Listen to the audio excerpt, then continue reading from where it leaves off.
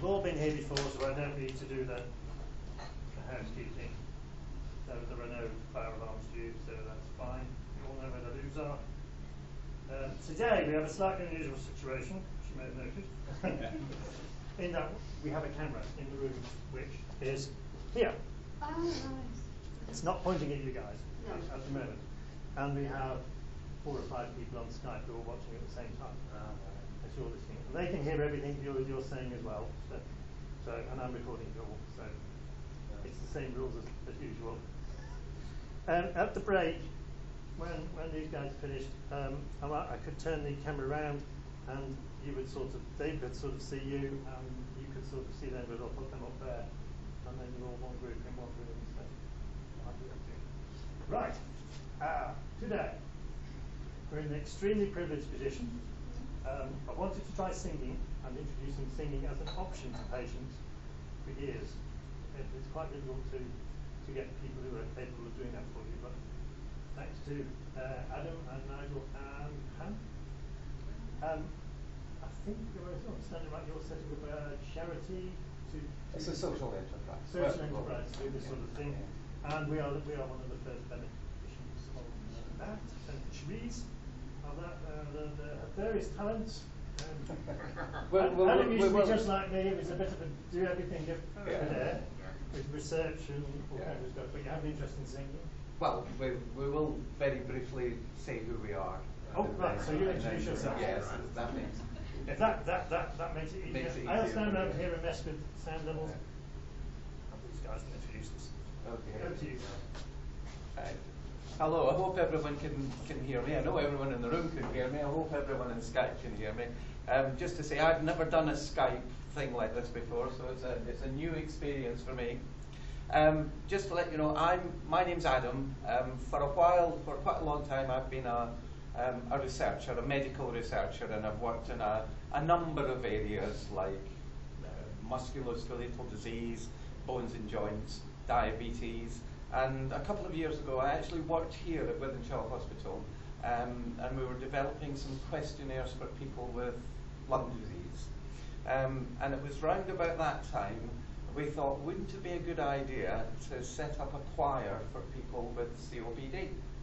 And we did, and they're called the Jolly Wheezers, and they are now completely independent, and they're now singing their hearts out all over the northwest of England and beyond.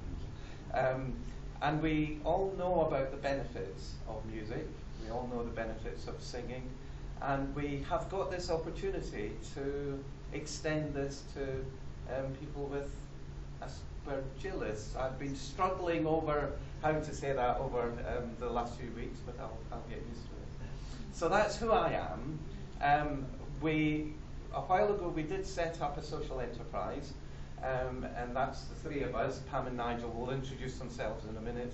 And the person who isn't here is Selwyn. Selwyn has been in education for a long time, and he's got a great interest in people. He's the chair of an organisation called the Self-Care Forum, and it's looking at ways that people can improve their health themselves. So Selwyn you might meet at another time. But that's really all I've got to say at the moment. We hope you're going to enjoy what's going to happen today. But I'll now pass you over to the musical experts, which are Pam and Nigel. Right. As Adam says, my name's Nigel, and I'm presently employed by the BBC, which I've been there for quite a number of years, and I play in the BBC Philharmonic Orchestra, which takes me all around the world, and it's mostly great fun.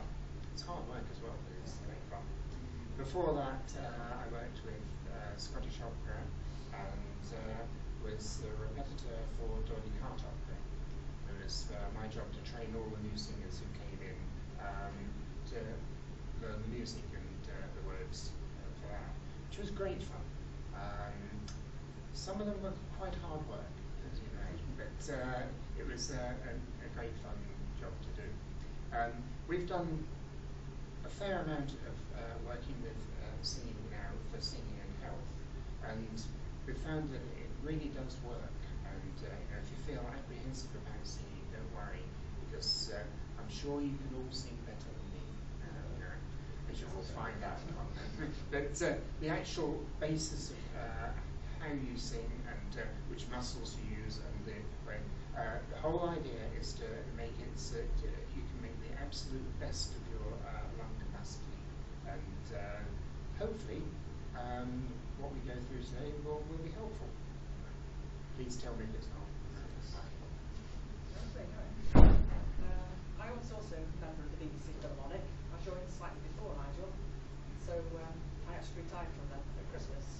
So I thought I was going to have a bit more time to do things like this. But I'm now a pianist for about 6 community choirs, so that's taken a lot more time. But it means playing the piano instead of playing the violin, so it's a nice change for me. Apart from that, we've both joined Doily Cart at slightly different times.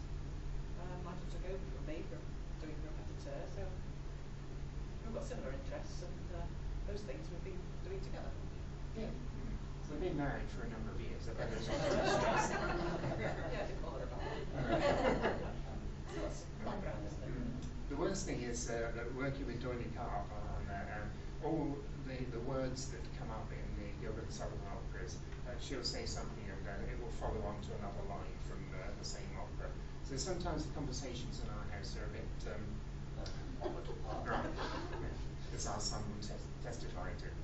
Right. Then what I want to do today is I'd like to say some things about how to breathe and ways of, as I say, using different muscles to work there. And then onto some very straightforward singing. When I say straightforward, I mean straightforward. I've got a couple of rounds for you to sing and one little piece in 2 parts. I can see your faces fall. But it's going to be right. For the moment, let's see how I can actually get you to breathe. Right, could I ask you please to sit in your chairs with a straight back, with both feet firmly on the floor? Yeah. Sorry, it's not like school. I promise it's not like school. Detention is only on Wednesdays. And is it worth mentioning to say everyone on Skype should be doing the same thing? Oh, absolutely, yes. Right. If you keep an eye on the people on Skype, I've given lessons on Skype. It's very difficult. Violin lessons sort of on the other side of the world, and you can start people off very easily. You try and stop them. Because they can't hear you well enough when they're actually playing. So, right, so you're now sitting there with straight backs and feet on the floor. And what I'd like you to do is just breathe normally. Just take a deep breath in, deep breath out.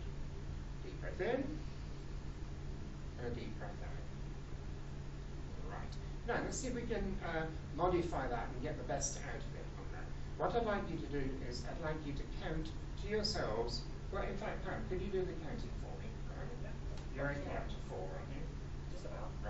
Right. So if Pam counts up to 4 and you breathe in up to that count of 4, hold it, and then I'll give the signal again, then breathe out gradually to another count of 4.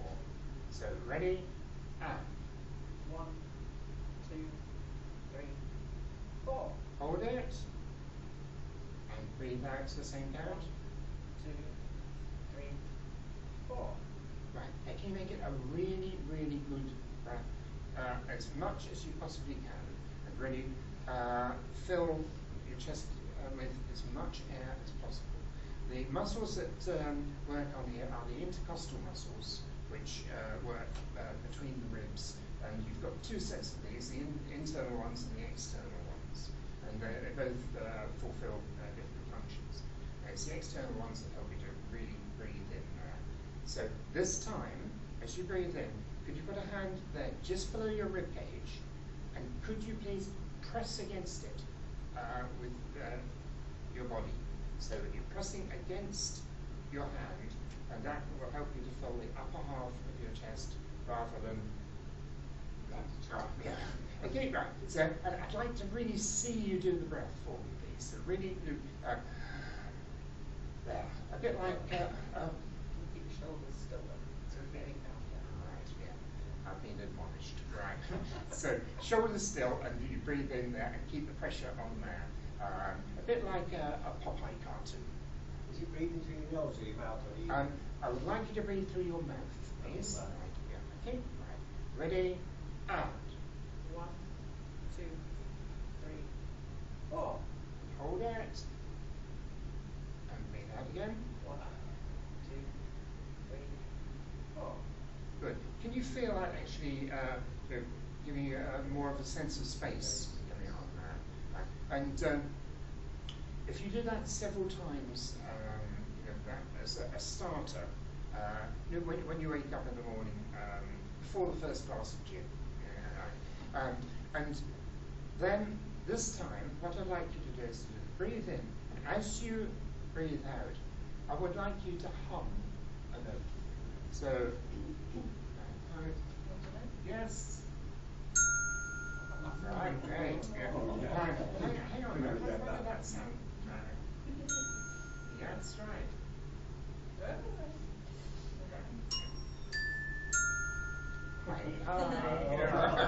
Sorry, I just had to do it. That is one of the loudest instruments, believe it or not, in the orchestra. Does anyone know what the loudest instrument in an orchestra actually is? It's the xylophone. Because when they hit with the stick, the sound is very much louder than anything else. That's a useful bit of information, useless bit of information, number one. Right, so I'd like you to breathe in for the count of 4, and then as you do it, you're going to do the note on there. I'd like you to hum the note on there, so.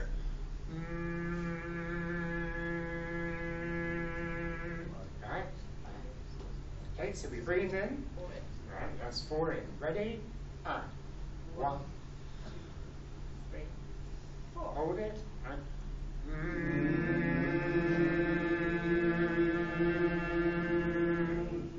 good. Hey, very good. Now, can you make it even louder? Really, make it sound like a real high performance. Right. Let's try once again. So breathe in. Out. 1, 2, 3, 4. Hold it.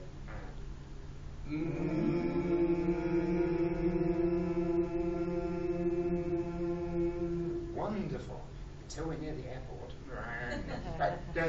So we have that note coming out there. This time, can you sing the note? La. And la is a very good syllable to actually go for. So if we breathe in again, and this time we're saying it to la. So breathe in. 1, 2, 3, 4.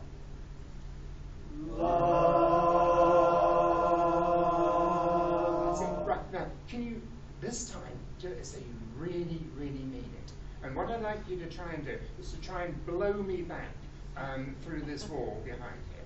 Okay? So, la. Alright, okay, let's try it once again. So, a good deep breath. 1, 2, 3, 4. Go for it as. Wonderful, absolutely wonderful. Right, yeah. You can feel it doing you good, can't you? So what you have there is you can feel that your chest is expanding and the air is doing its job. And the whole purpose is to make the maximum use of the lung capacity that you have. And I guarantee it does work very well with the Jolly Weezers. It did indeed, it does. In fact, they ended up going down to a conference at the Royal College of Music in London and singing for that, which we are very proud of them. And when they started, it didn't sound like that at all, but they worked hard to do it. Right, so then we've got and la. So you've got 2 different sounds coming out on there. So that is using breathing in and breathing out. So we have our 2 sets of intercostal muscles doing their job on there. Right, now what I'd like to do with you now is I would like to go on, get you to sing around. Now do you all know London's Burning? They haven't put it out yet, but it's still burning. It's right. Am I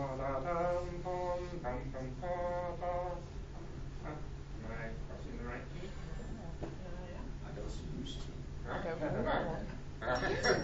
And nobody escapes in here. I was just thinking I don't know the tune, so I'll just pretend. Oh, you have to join in. Oh, I yes, don't like to it's, pretend. Maybe I will know it when I hear it. Right. So, if I run to it's London's burning, London's burning, fetch the engines, fire, fire, fire, fire, pour on water, That's it, alright? Yeah, no problems at all. So, it's London's burning, fetch the engines, fire, fire, fire, fire, pour on water. So, let's do it together. So, before you do any singing, it's vital that you take a breath, because if you haven't got any breath inside, you ain't got no breath to come out. So, we breathe in first of all. Right. I'll give you 1, 2, and we're coming on 3. 1, 2. London's burning, fetch the engines, fire, fire, fire, fire, pour on water. Hey, well done, right. Now, can you remember I was saying about trying to push me back through the wall behind me? If you could try and do that for me, that would be good. And remember the rules are that you have a straight back, feet on the floor, and keep your shoulders down, and don't. And just there, and breathe in. As you breathe in, always think of pressing against your diaphragm there. Right, so let's take another breath, let's go for it, and see how much sound we can actually make. Right, breathe in, and it's 1, 2. London's burning, fetch the engines, fire, fire, fire, pour on water. Right, how can you do it without me? The answer's yes, right? Okay. So if we I'll start you off. So deep breath in now. Alright, I'll give you 1, 2, 1, 2. London's burning, fetch the engines, fire, fire, fire, pour on water. Right. So, right, we can now do that. Then it would be nice to have you singing all in different parts of this. So, as there are 5 of you, would you mind chopping yourself in half? Just okay, right, super. Right, so I will go down yes, this way. Great, thank you. Right, and what? I'll sing them all together and I can play it. Yeah. One behind. Yeah, well, Those do it in are 2 good. parts. Yeah. Okay, right. So what I'd like to do is we'll have the front 3 of you, starting off with London's burning, fetch the engines. Then you start. Okay? And you come in with your London's burning while they're singing fire, fire. Great. Okay, right. Super. Right. So front 3 and me, and we start off, and I'll bring you in. So make sure you take a good deep breath before we do it. Okay, right. So it's deep breath in, and it's 1, 2. London's burning, fetch the engines, fire, burning, fire, burning, fetch the engines, fire, fire, fire, pour on water. Right, good. Right, we're getting there. Now, this time, Which is quite high. yeah, sorry. Well, one of the reasons that we've got this actual key on there is that for that fire, fire, you think you can't get it straight away. But if you breathe correctly, you'll find that you can get it on there. So, fire, fire.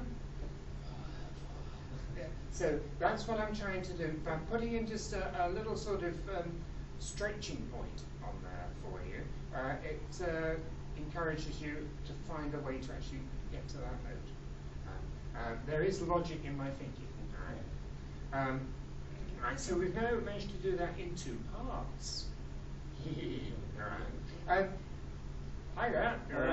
Sorry, I thought London was burning. It's okay. It's still burning. It's going to be burning for quite a while. So I'm Phil, one of the physiotherapists. Right, great. How is your singing voice? Great.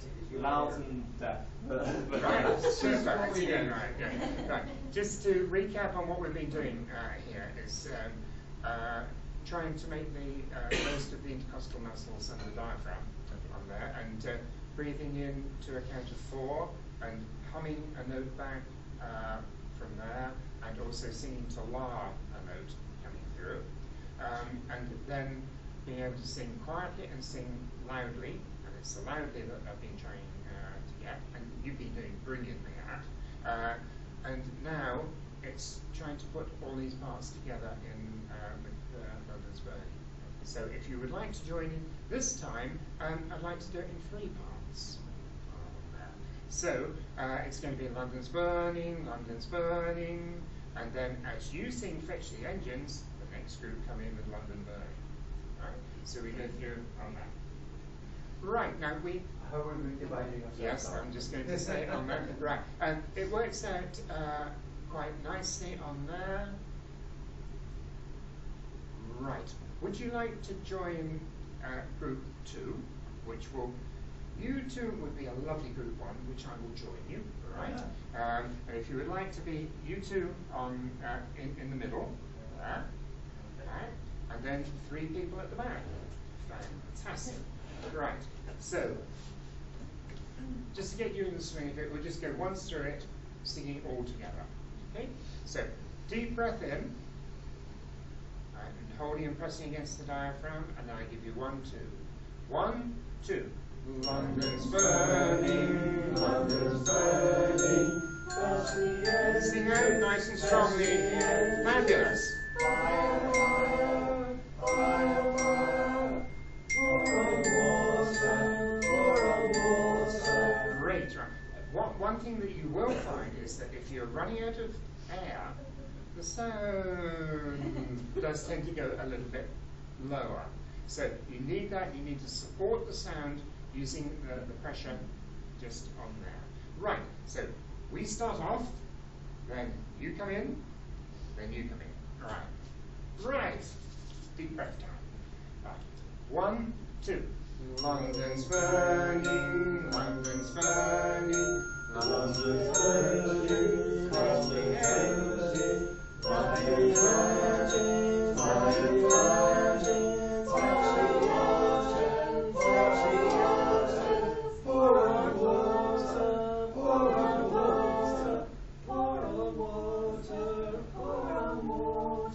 Wonderful, right, we're getting there.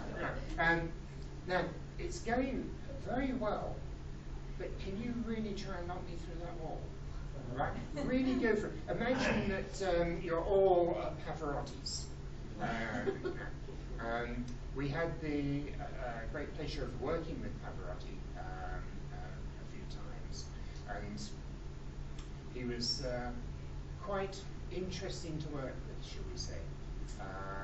He had all the music in front, all the words written out in front of him in very big text. And there was one rehearsal with him that we had to cancel because he'd gone horse riding and had fallen off the horse. And judging by the size of him, you can imagine what shape the horse was. Right. Hello. Right. Yeah. Right. We'll be the Huddersfield Choral Society before. Right. What we're doing is we're doing just a simple round of London's burning. We've got up to different parts on that, and now we can have it in 4 parts. We've got it on there. But just to get you in the swing of things, once again, we're going to have a go at it right from the very beginning, with everybody just singing the same music all the way through. And what I'd like people to do is to take deep breath, like that, and have a pressure just below your rib cage where your diaphragm is, and press against it. So you've got something to sing against there. Right? And we take a deep breath, and I give you 1, 2, and we come in. Okay? So everybody doing exactly the same thing once again, all singing together. So deep breath in, and 1, 2. London's burning, London's burning. Press the engines, press the engines. Fire, fire, fire, fire. Pour on water, pour on water. Great, right. And be very careful as you get towards the end and you're running out of breath. Pour on water. Right? The pitch does tend to go down. So try and keep it. Pour on water, pour on water. Just imagine you're walking on a tightrope. Right, okay, let's try it now. Right, great. Right, so us three are number 1. Well, I don't know the words, so you've not got much with me. Right, it has been known, as I said, when we start off, we're both repetitors for Doily Card. We remember occasions where singers came on stage, completely forgot the words, and sang Bread and Jam all the way through. Oh, right, I'll do that then. Yeah, That's right. Yeah. Oh, thank you. That's special. Right. I've got my glasses. Yeah. Like those two. You can tell it's a green piece. Yes, yes, Right. indeed. Right. Who's singing with me? I'm not singing on my own. Just No. I mean, you're with the group here. Right. Oh, God. Yes. Right. Group 2. Now, how confident do you feel on this? Not very. Great, right? Your confidence Just level say is it's now an going to exercise. expand tremendously, right? So, I'll tell you what, I'll put you in on your own at the end, why not? And we'll see how we go. Right. So, if the 3 of you, and we're doing a part 4, and I'll bring you in on that. Right, so it's deep breath time in for the first people. And it's 1, 2. London's burning, London's burning, London's burning, London's burning, fire burning, fire burning, fire burning, fire burning, pour on water, pour on water, pour on water, pour on water, pour on water, pour on water. Fantastic! Hey, great, well done. Right, so now you've now been singing in 4 parts there, and holding the line beautifully on there. So that is the basis of choir singing, to be able to do that and to sing in those little parts there. Right. How are we doing on time? Right. Right. So, are you game for something else? Right, shall I rephrase that? Can I force something else on you? Right. One of the things that we've done, we've also worked with people who have aphasia and are recovering from strokes. And one of the things that we have done has been very successful, and it's just a little song from Switzerland. Now, promise you I won't ask you to yodel. No. Right. This one is called Tra-la-la, and it's the words are extremely complicated.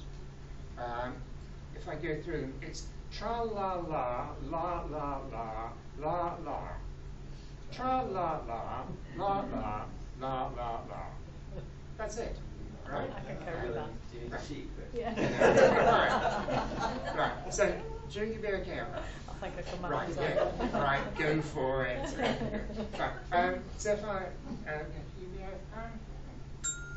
And it's tra la la la la la la la, tra la la la la la la la, tra la la la la la la la, tra la la la la la la la.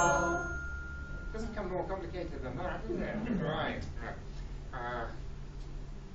do a concert tomorrow with a Marlowe Symphony in it. No. That's a bit more complicated. Well, just shout if you need us. Right. Offstage chorus, fantastic. Right. Okay, would you like to join me on that? Okay. Now remember, before you do anything, you have to sit with your back straight, feet on the floor, take a deep breath, and remember, you imagine that you're pressing against there, just below your rib cage, where your diaphragm would be. Okay. Right. So we take our deep breath. Right. Ready? And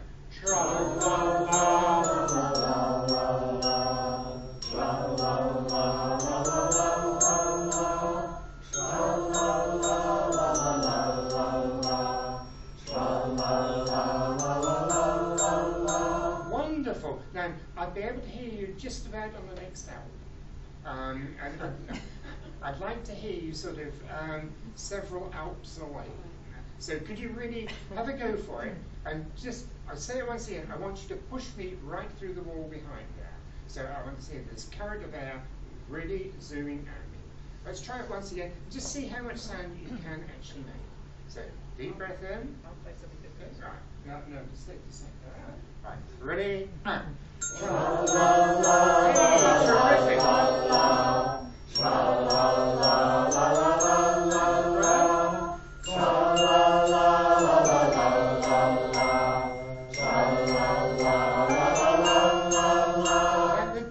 In sound you're producing there is absolutely wonderful. That was a really good sound. Now, let's put something else with that. This time, tra la la la la la la la, tra la la la la la la la, tra la la la la la la la, tra la la la la la la. Now you reckoned that the C was quite high. We're now going up to D, so I'm stretching you even more on that. But if you can sing with the same quality that you did the first tune for me, that would be absolutely wonderful. Right, can we try that with our second tune on it? Right, deep breath in, get the pressure there. Ready? And. Tra la la la la la la la, tra la la la la la la la. Tra la la la la la la la, tra la la la la la la la. Hey, you can do it. And when you get the breathing right, you find that you can get the higher notes without a problem. Now, believe it or not, take my word for it, these two tunes fit together.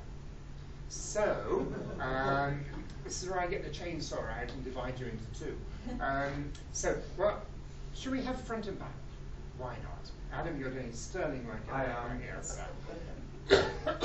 Right, so if we have all of us at the front singing long, pom, pom, pa, da, dum, pom, pom, that one, and then da, dee, da, da, da, dum, pa, da, at the back. And we should, hopefully, work together. Which am I good? The da, dee, dum, da, da, dum. Right. And give me a starting tune. Right? Right. Thank you. Right. Okay, right. So deep breaths in, we all start together. Ready? And la la la la la la la la la la la la la la la.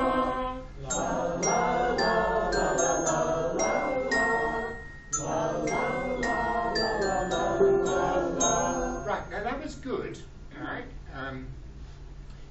Was it anyone watch any of the repeats of Catchphrase on television? Because his phrase that said, that was very good, but it wasn't the right one. So what I would like here is to get the same sound that you had before when you really went for it on there, when we're singing in those two parts. Try and outdo each other and see if you can, each part will be stronger than the other. Let's try once again, and this time really go for it. I know you can do it. Right. Right, breathe in, and ready, and.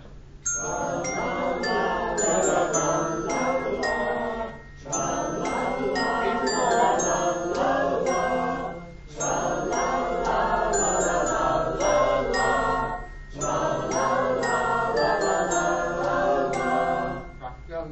la la la. That last one, really go for that, and I'm going to try one more, and then I'm going to finish. Okay, right. Okay, right. So we have that notes to starters, and this time, this is your last chance to really outdo me. So let's see how we go. Ready, and. Even more. Take a breath here.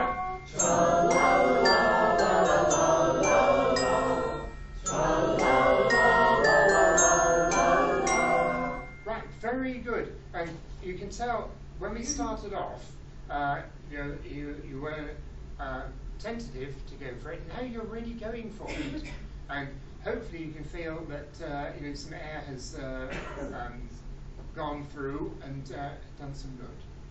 Right. Another half an hour, dying to do small things. Yeah. Lovely.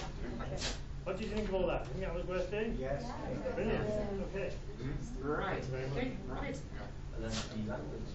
Yeah. And then actual singing language. Swiss is a very good language. You could say exquisite. Oh, Yeah. Nice. I think to sort of wind up, we hope you've enjoyed this experience. I don't know how many of you have been, have any of you been part of a singing group or choir before, right? And it's a different way of breathing. It's a way of breathing which we hope will be beneficial for you, not just while you're singing, but in your everyday lives. So if you can remember some of the tips that we were talking about in the diaphragmatic breathing. What we would like to do, and we would like to make this your singing group, your choir, and you're going to be the people that will decide what happens next. So we would like some feedback from you and some thoughts as to, if we are going to continue with this, how you'd like to take this forward. Now, I'm going to come back. I don't think you can come back next month. Not sure. Well, maybe come back. So between now and the April meeting, where are we going? Yep. And maybe we won't. It won't be a singing session. Although if you wanted to sing for 10 minutes, of course we could. But what we'd like to do is if you can give us some feedback of how you would like us to progress with this. I mentioned earlier the Jolly Wheezers, and the great thing about the Jolly Wheezers, the name, for example, was their name. They decided on what to call themselves. And if you're going forward and turning this into a singing group, you might have some ideas of what you'd like to call the singing group here. And we've had an email exchange, and we've got some ideas, but it's for you to decide what it is you would like to do and how it is we progress. So I hope you found it useful. I hope you found it fun. It was a fantastic starting point, and I think very quickly we can get on to doing some quite exciting and fun stuff. But thank you very much for your participation. We've certainly enjoyed it. Can I stress that it's the whole thing about it is that it's fun to do, and I'm sure you will enjoy it. I'll make absolutely sure you do.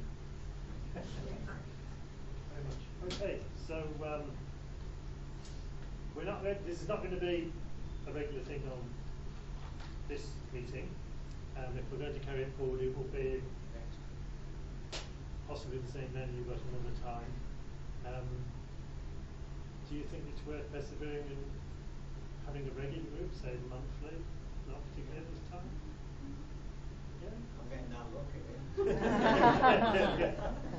Yeah. Yeah. Good. Yeah. How about the staff members at the back? No. No, they're patient. Sorry, right. patient. Yeah, I'm waiting What to did I talk to say? you. Sorry. And Phil, would you be? If I can make it, I'll If you come. can, well, Yeah. probably, Yeah. I'm imagining it won't be during the day because you guys will be busy during the day. I can make it. Yeah. Okay, so you come back and do I'll bit come of a back feedback next session next week, or time. as many of us that are available will come back next session to get some feedback. We'd also like some feedback, I don't know, there are two people. from the people on Skype, because obviously you are not quite sure where you all are, but you are quite a long way away. Right, I'm there, right? You are quite a long way away. Now, there are ways of involving a singing group at a distance, but that necessitates people at a distance taking part in it. And I'll just leave it at that, because we do have some ideas about how we could develop this as a distance, a sort of virtual choir. And if you've got access to computers, as you do, if you've got 5 minutes after today's session, look up virtual choir on the internet, and you'll be quite surprised what people can do at a distance. Could you hear all that on Skype? Give us a wave if you can hear. Yes? We could hear it. They heard it all right. And you've been quite keen in maybe doing something remotely on Skype along these lines, maybe once a month? Yeah. Yes? Okay. Yes.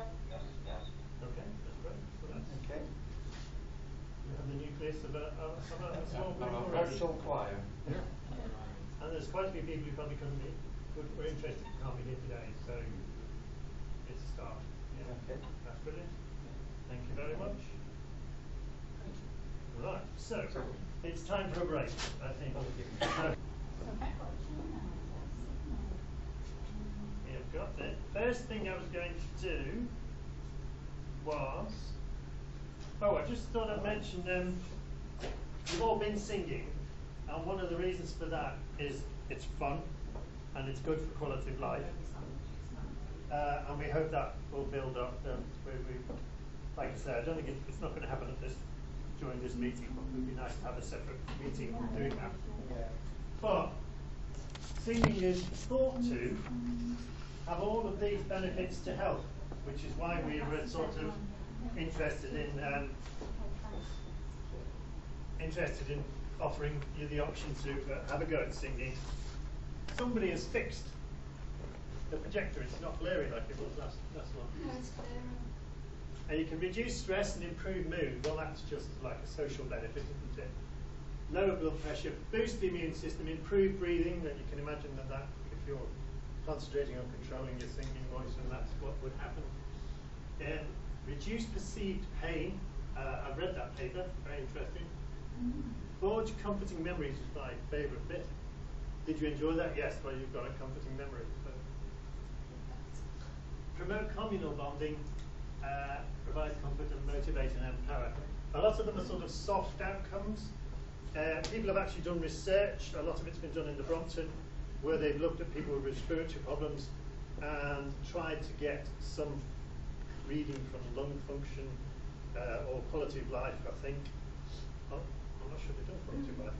And as yet, they've not actually linked singing to a strong improvement in health, judging by lung function, by clinical measures, but an awful lot of people who do the singing do relate that they do feel it does improve their breathing and lowers their anxiety and all sorts of things. So I think it's worth doing. So Adam will be back to talk a bit more about it next month. So that's that bit. Now, yes, I now defer to my colleague who wants to talk about a particular incident last week or two. So you remember the conversation we had about the Babylon, the app that you go on and you might recall that I said that they didn't ask the key question on there for me, and that was how much. Yes. So they went through it and they gave the advice, but it was fairly bland at the end of it, and for me they didn't ask the key question, which was how much blood, because obviously that matters, doesn't it? And traces of it, was it a little bit or was it a lot? Yeah. So bearing that in mind, there's recently been a suggestion that we're not sure, but we'll just point it out to you to see what you think, whether ambulance people understand the urgency or not. And we've no way of gauging that really, but there was something that happened recently that suggested that they didn't and they took long, but that may have been because of the way it was the call was put out.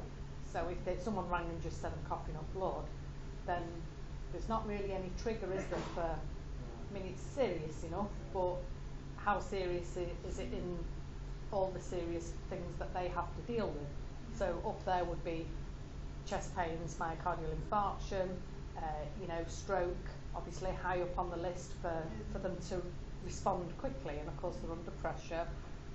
But the coughing up blood is so variable, and depending on what's wrong with people, that they may have put that slightly down the list of urgency. I don't know any of this with certainty, by the way, so I'm saying this with caution. But it did make it flagged up to me an early warning sign that maybe they need to understand, and maybe, because for instance, if someone rang up and said, I'm coughing up blood, I'm fairly confident that no ambulance person is going to go, oh, it could be aspergillosis, that. I bet they're coughing up blood for that. No one's going to think of that, I'm sure of it. So I wonder whether we should be mindful of that and say, if anyone did ever need to ring up and say they were coughing up blood, that they need to say to the team, I suffer from aspergillosis. And maybe that then, I don't know. Would they have that on their system though? Well, no, but maybe then it makes them ask more questions, because the problem is, if someone reports, I'm trying to do this blindly, obviously, I'm making assumptions, but if someone rings up and says, I think I need an ambulance, or the relative does, they're coughing up blood, that's as much as we know, don't we? And you can cough up blood from chest infections for all sorts of other reasons, can't you? And as I've just said, I don't think anyone on the receiving end, and these are call handlers, remember, are going to go, oh, well, do you think it could be aspergillosis? Not going to do that. So I think it's worrying me, because I'm thinking, well, if they go up the coughing up blood, well, it's probably a chest infection, or, and the other thing is, are they asking the question, like the Babylon, how much blood? I don't know if they are. And that's the key question for me, that I don't think anyone's asking. And it's that for me. I want someone to say, are you, how much? And I recently, and I know I'm quite passionate about this, because just before Christmas, I rang someone to invite them for an appointment, and that was exactly the question when they said, oh, well, he can't come to the phone, he's coughing up blood. And the first thing I asked was, how much? And when I got the answer, I said, please go to A&E. Yeah? So with that in mind, that's my concern, and I just wanted everyone to think about that. And I don't know whether we should make sure everyone understands that they should be making that a point to whoever they're calling, or whether we should direct people. I don't know. But it is a bit like the Babylon thing for me. How would you calculate how much blood? I mean, well, some people gauge it, don't they? So they say, so when the doctor's in clinic, and you may know this yourself, when they ask you, they'll say, was it an egg cupful, a cupful, was it streak, was it mixed, because like I said, some people just have streaks of it, not so, and then other people may have, oh no, it's an egg cupful. Is that normal for you? Some people also know that they cough up that amount and it happens every now and then when they have a bad chest, or some people can gauge it about how the chest is at that time. So it's variable, but obviously the thing we're concerned about is if someone's coughing up a lot, and some people downplay the symptoms as well, don't they? Yeah. So it needs to be gauged correctly, doesn't it? But we need people to ask the right probing questions. That's it for me, I think. And I don't know if anyone else has got a view on that, but the difficulty would be that if someone comes on the phone and I'm coughing up blood, they immediately think infection, I chest think infection, that's, and it'll be streaky. They've seen a little bit of red blood in the sputum, and and Exactly. 99.99% of the time they'll be right. Of course, absolutely. So And we're trying to also, get they to don't know cash. that person's history, Yes. and why would they? So they will ask the typical questions but as we saw on that app, they never asked how much. No. And that is relevant, because if it was a chest infection, no one's probably going to come back with the answer, oh, it was a cupful. I'm guessing. Would there be a difference between a chest infection, sort of like with light blood, and Aspergillosis, like from an injury? Yeah, but again, it's different types of blood as well, isn't there? Fresh blood and, like you say, old. Yeah, exactly. Yeah. And it needs a medical person like you've had an to accident distinguish that. and you cut a blood vessel, Yeah. and you found the evidence and bleeding, and we've got an arterial bleed, isn't it? Yeah. That will be a That will be a priority. high priority. Yeah. And for me, it falls in that category It for should be, people yes. who have life-threatening hemoptysis. I think it should come in that category because, as you say, myocardial infarction is, like you say, the blood vessel bursting, so it's high priority. The TIA or the stroke, it's up there, needs fast action. There's not much difference. It's just because people don't recognise it. So I think that's... What to do? So if it happens to one of our patients, we would one way of doing it is for us to get in touch with the people who answer the phone when you call the ambulance, and whatever system they're using, get them the next question to be how much? Yeah, or do you suffer from a chronic lung infection such as Aspergillosis or something like that? And the quicker way is that we get to tell our patients, and I can go on Facebook. Make and sure, tell everyone. make sure. So if you do have to phone up, make sure you say Aspergillosis, which they might not be any other. But it would then at least trigger them to ask other questions. I'm bleeding a lot. Emphasise the amount that you're bleeding, because then it becomes. Although it can be quite difficult to approximate. Is this something like your keyring thing? When you I think actually I did. It's on one of the key rings, and that was another reason why I asked for it to be put on there, because, like you say, it's the patient may not be able to do that, but the carers need to remember to say. That's for carers. It's not. I don't know if you were panicking because he was done well. Would I say the right thing? Yeah, but I think having the conversation here will at least then think, I mustn't forget to say.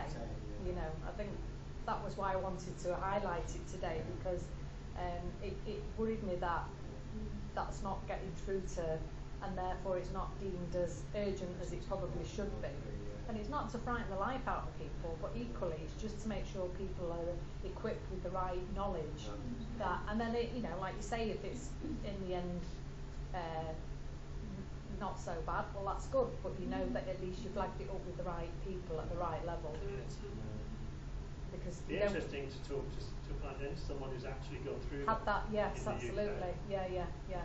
And there will be people that have experienced that, and what they're, Yeah, we had a couple who used to come from Preston. Yes. Do you remember? I'm sure he used to have episodes very often.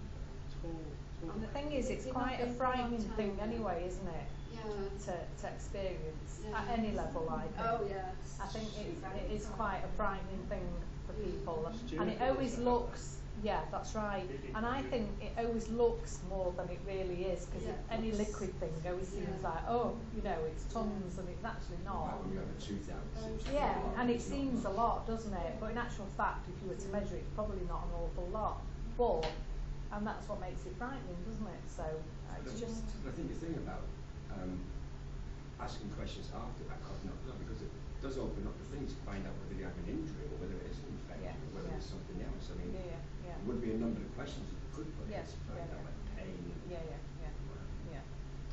So I think that TB would be the other blood in the this, but probably nowhere near as much. No. So maybe maybe you say something like, I'm having a major bleed and I need to be treated with tranexamic acid as soon as possible. Might be another way of. I mean, experienced patients would know that, but the inexperienced patient wouldn't. So if you were quite new to it, you wouldn't know that. We need an information leaflet. Is that what they give you in tranexamic acid? They do, yeah. And patients who are prone to it usually have a supply of it for that reason. And again, it's like I said to you, some people will know that when the chest goes off, prone to that, and some people, they get a little bit here and there, and they live with it, and they know they know themselves, that's the thing, and as most patients do, they know what the trend is for their, you hear people say, don't you, your chest has gone off and now I need to get something for them.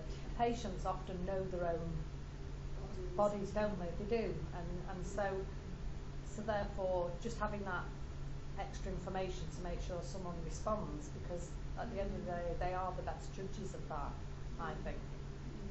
So, something to think about, I think, and we perhaps need to work on that. I think we need to offer some, because for a lot of people there will always be a first time before they. Of course there will, yeah. And they may already be here. I mean, you know, it's how some people discover that they have got, you know, a lung problem, because that happens first, you know, and it's to help the patients and the carers, because they've got to manage it at the end of the day, and it's frightening for the individual, and it's frightening for the people who are witnessing it. Yeah, that's the whole point of what we do is. Yeah. So, like you say, to help. Is it common with Aspergillosis to bring up? The chronic pulmonary aspergillosis, it is fairly common. Immediate attention. Nearly always, yeah. But again, it's, you know, it's always an A&E thing. But as I say, there are some patients who know the disease, they know the level that they can afford to plod on with. What the trigger is, if it increases or the episodes increase, or so, you know, there is a lot around it, and that's, I think, why I get slightly twitched about that. And that Babylon definitely highlighted that to me. Yes, it's not their fault, and you know, it isn't their fault. You know, they're doing a really good job from what I can see, but we could improve it for them. Just like we could improve, yeah, exactly. And the aim is just to improve it so that it captures them people that not everyone understands about. So that's what we want to do.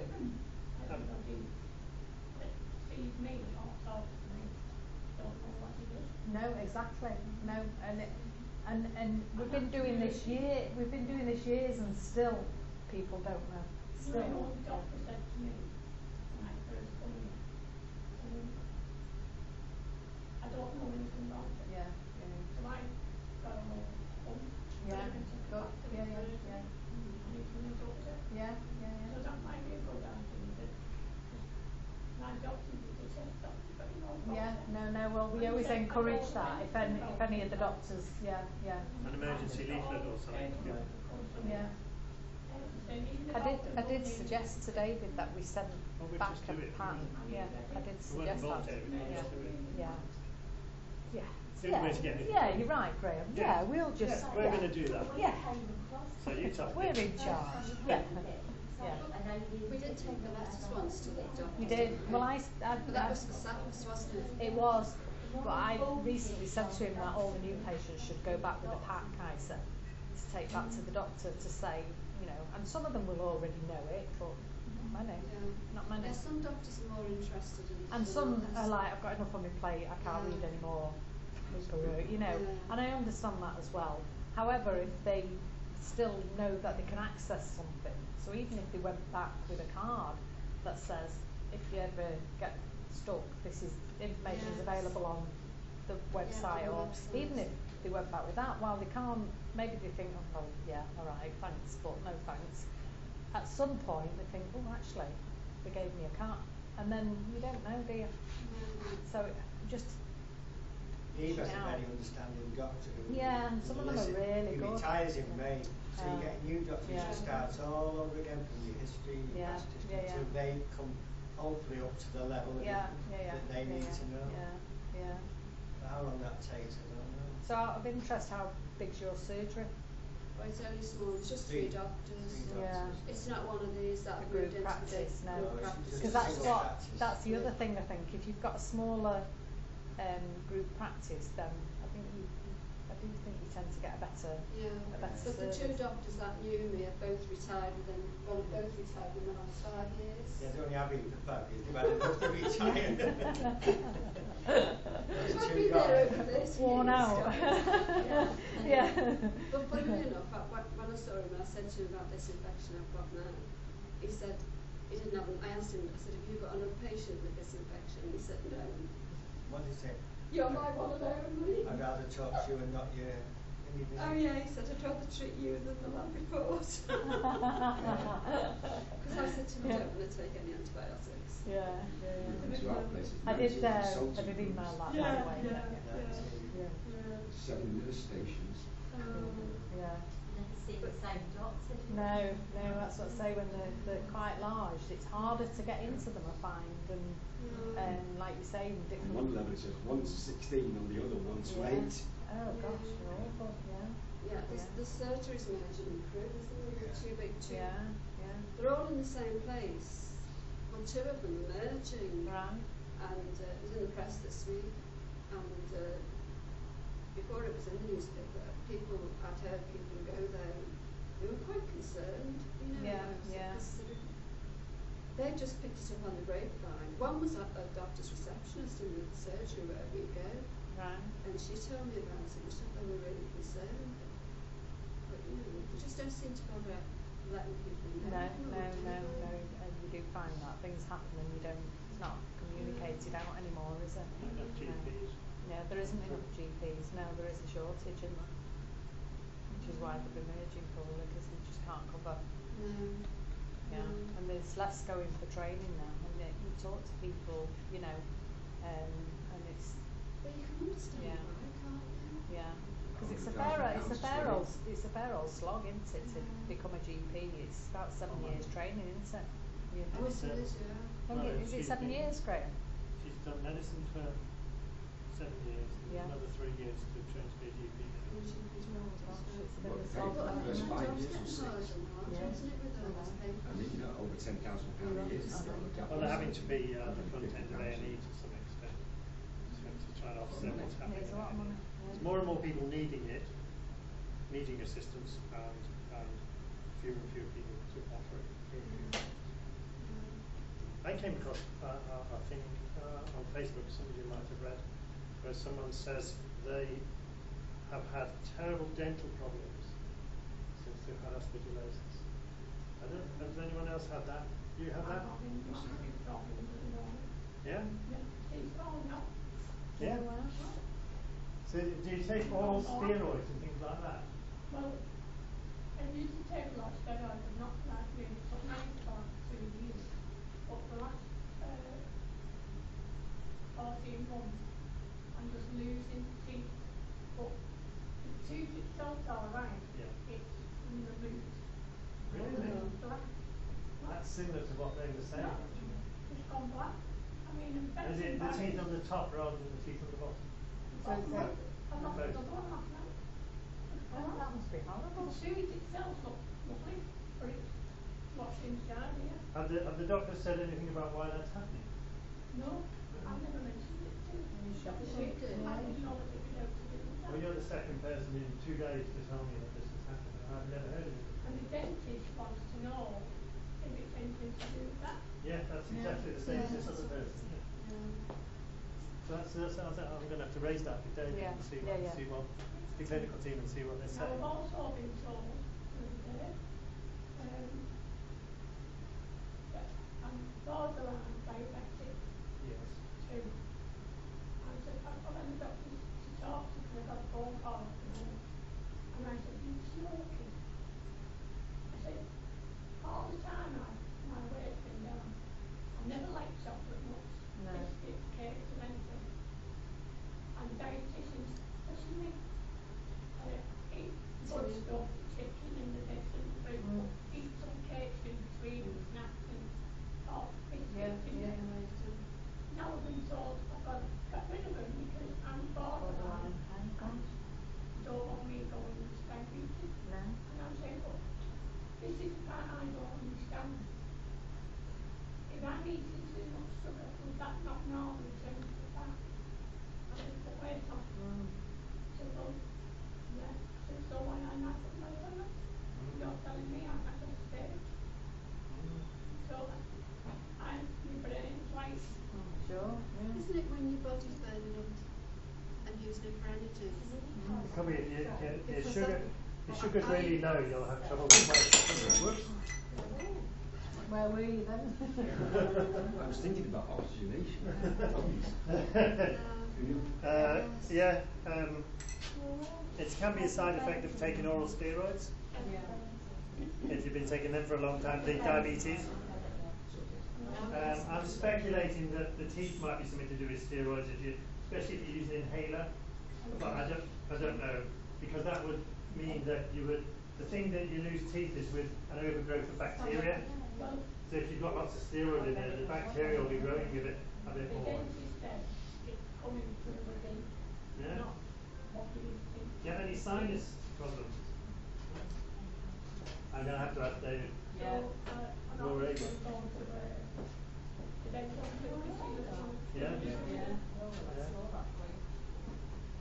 That's interesting. So there you go. I think we could have discovered something that the doctors haven't detected.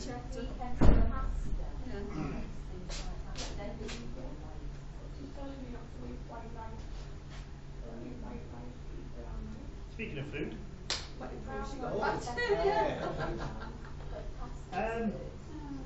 Remember we've talked about particular foods that are good for your gut. And this has actually been a research paper has been done on this. I think this is actually on BBC television as well. And what they've found, if I can, I put this slide up last month and I forgot what I was going to say now, but I'll try my best.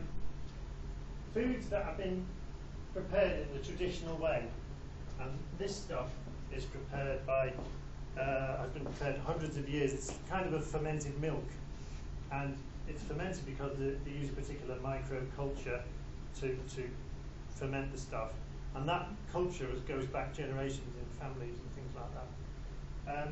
So effectively, when you drink that, you're drinking a culture of bacteria. So it's like those commercial things you can buy that are supposed to be full of bacteria that help your tummy.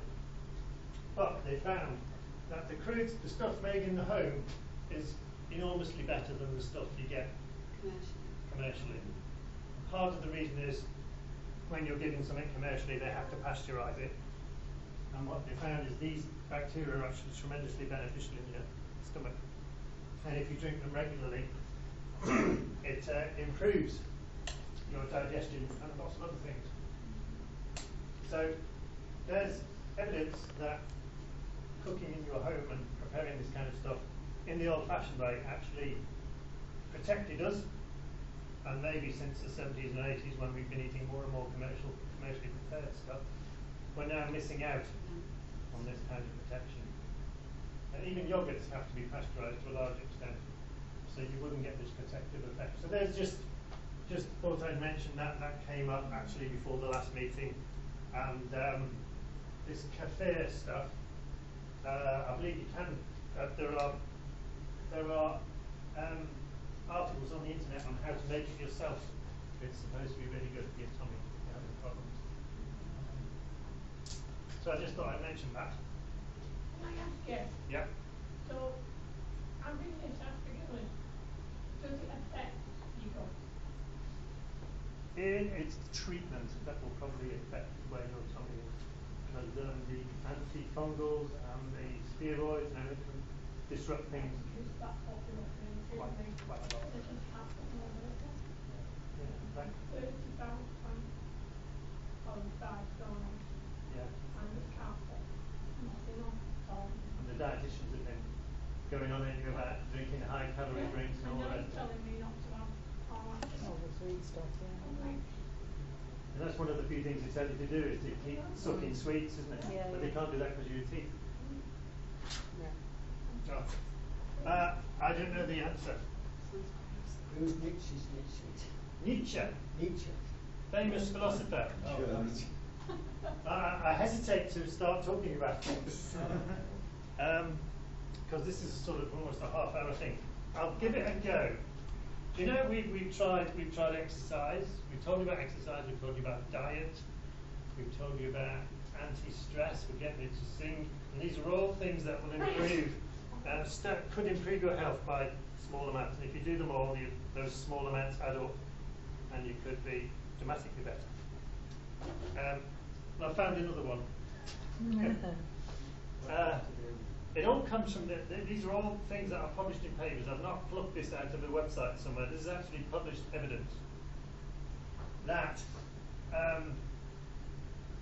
a lot of people, there's a tendency with people who get a chronic illness when they're first told they have it, is that they lose purpose in their life. They think, I'm an ill person, my life's over, I'll just sit here and wait for it, the inevitable to happen. And effectively what that's saying is you lose your purpose in life. And people have actually now researched people who have no purpose in life and compared them to people who have a defined purpose in life, and found that people who have a purpose in life are massively more healthy and live up to 7 years longer because they have this purpose in life. So it's actually been a proven it's a proven concept. One of these things that's emerging at the moment that scientists are claiming is a new discovery and probably everyone's known for hundreds of years, but we're just describing it better now. Nietzsche is a German philosopher, or it might be Austrian, can't remember. And once wrote, he who has a why to live can fare almost any how to live. So if you have a purpose, you can put up with almost anything, essentially.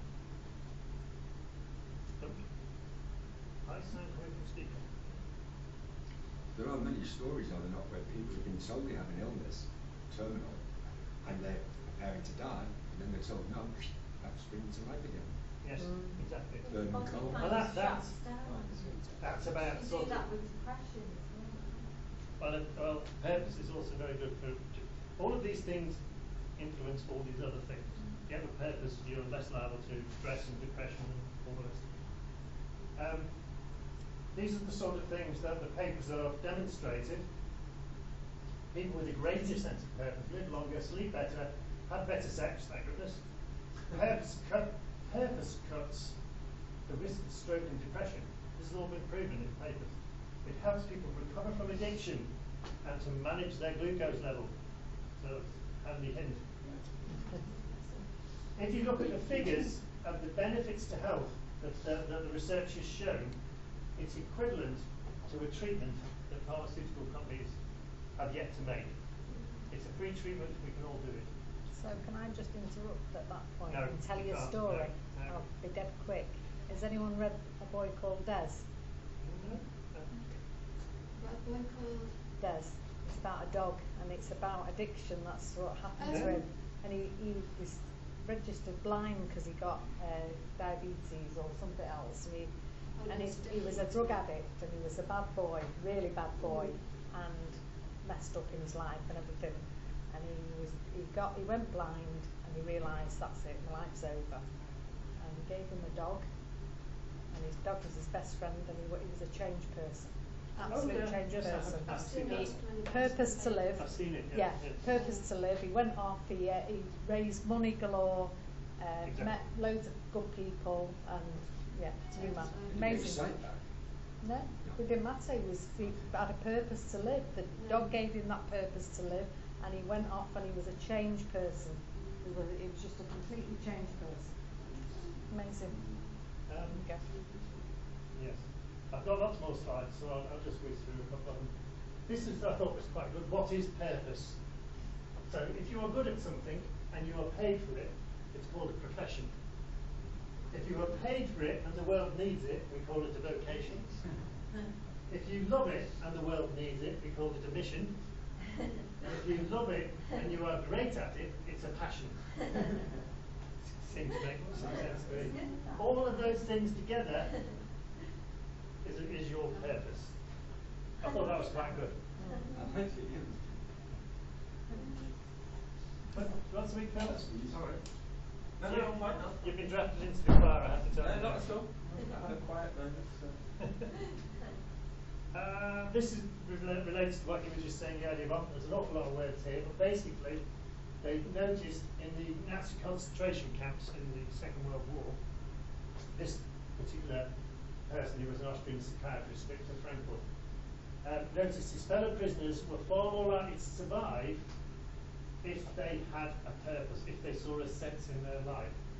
If they had no aim and no purpose, he was soon lost. The guy, the person, had given up, saw no way he was going to get out, and that's what killed a lot of people. Same people alongside, same amounts of food or no food, survive because they believed they were going to get out and do other things. And we can take some lessons from that. It's an antidote to stress. I'll just keep going because there's loads of stuff. This is quite a nice story, which I did lift off the internet. It's a story from the United States. Amy Anderson, she and her husband lost her baby at 20 weeks. And I'm sure she grieved and all the rest of it, but she honoured his memory by donating her breast milk for the next 8 months. 92 gallons? That's a bit I was amazed at. 92 gallons of breast milk. It was given to premature babies in neonatal intensive care units across 5 states and 3 countries. Sorry. That's a hell of a production, if you ask me. So, I mean, oh my God. Good on her. Indeed. That's fantastic. Made my eyes water that. Yes, many things you could say about that. But she found a purpose and it turned her life around after a dreadful tragedy. This person, what is a sense of purpose? This person says, all of us can find a sense of purpose like Anderson did, which may help us live a longer and healthier life. Like I say, if you have a sense of purpose, it equates to around about 7 years of life, on average. The beautiful thing about purpose and meaning is that it's different for each of us. Each person has to find what's right for them. I think that's fairly valuable. This is quite a good tip from the same website. Start by sitting down and making a list of what in your life really matters to you. What do you love? What do you feel strongly about? Okay, I was going to do this as an exercise. We could have done that. We'll just whiz through. Some of those things you're going to put down on paper or on the computer. You're going to have a very neutral reaction to. They're important to you, but you're not really emotionally involved in them. But some of these really things you should put down on. So those are really things you thought you should put down on paper. Then you'll find there is some you'll put down and you feel really energized by them. These are the things that you really feel passionate about. These are the things that you should build your sense of purpose around. I thought was quite good. What is important to us, what we feel most passionate about is a very personal thing. So for everybody it's a different thing. Lots of things. In our very charity, in Fungal Infection Trust, in this group of patients, there are people who've gone out and actually do lots and lots of valuable work for us, raising money for the Fungal Infection Trust. That they've found a purpose that they can do with their talents and their skills, and what they have available, what gifts they have available to them. And they, for instance, who is it? Fairweather, is it Lynn Fairweather? Liz? Produces all the cards. And she generates hundreds and hundreds of these things. She's very good at it. It's her talent that she can use even with being ill. And that's the important thing. She was able to adopt that as her sense of purpose. You can write a book, you can record music, you can sing in a singing group. Of course, and many more that are very, very personal. So there's a reason to carry on with the singing. There's a video there, which I'm not going to, it's a 15-minute video, which is entitled Unlock the Power of Purpose. It's a TED talk, so it's quite a factual, quite a sensible sort of a talk. Sadly, this guy said it takes 15 minutes to say what he could probably do in 2 minutes. So he goes, rambles on a bit. But it's worth a look. He makes some very good points. Use a scroll bar and just... Yeah, just fast forward. Yes. Been out here at the moment, yeah.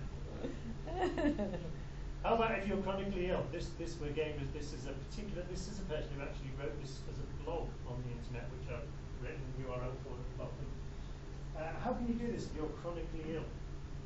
I'm disabled, I cannot work, I can hardly stand or sit or do anything for any great length of time due to pain, nausea, exhaustion, anxiety, depression, you name it. Those are excuses not to want to get out of your chair, and quite understandably. But, according to this person, if you put Atherton, if you use this to become energized, you are still quite capable of having a purpose. You just have to think what you can achieve, what you want to achieve, and go for it. You're not completely incapable. If you do it, you'll get great benefits from it. I thought this rang bells. People who have a chronic illness are bombarded by reports, medications, family and friends who do not understand your plight and fall into a place where they feel as if they've got nothing to offer. So that happens to lots of people when they initially are diagnosed. I know it would almost certainly happen to me. What was the question? You have nothing to offer. It simply isn't the case. We are still the same person. We still have the same skills, teachers, writers, coaches, and so on, that we were before we were ill. We simply have to adjust our talents and our gifts to fit our current capabilities, and then we can still achieve our purpose. Tap back, this is where it goes a bit wordy. Tap back into you. Find the strength that still resides within your heart and soul, and remember that vision that you have. Basically, we can all still do things in spite of being chronically ill. Get up there, and when you feel you're up to it, establish your purpose in life and go for it. Once you feel the joy, it will continue to ignite a passion. You may not even recognize the chronic symptoms during the time you are focused on your dream. I thought that was quite good. If you're doing something that's completely distracting and you feel very passionate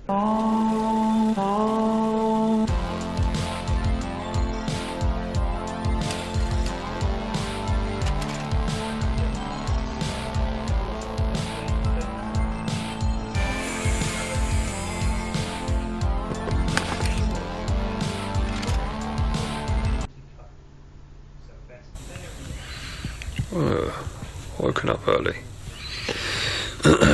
When I wake up now, I always have this crushing headache, and I have to get up. I can't just lay there and enjoy just laying in bed. I got this real. And that's it. Look at that, right on time. That was pretty good. So yes, that's it for this month. Next month, Friday the 7th of April, the singers are coming back, but they're not going to sing. They're not going to force us to sing, I don't think. This chap is our new consultant, who I've only met in passing. I'm not actually sure whether he's fairly agreed on the date yet. Yes. Okay. Pascalis. Pascalis. Yeah. Who, for the ladies among us, is very good looking. So I'm going to say that all across the Facebook, and this room will be full next week. And we'll get some singing too. He's going to tell us about where he comes from, what he does, introduce himself to. And that's it. Probably, yeah. 6 months or so. Yeah. And a week after that, it's so that's it. Thank you very much for coming. I hope you enjoyed all the singing today. Thank you for coming, especially for that. I had Chris knows the words. occupation related.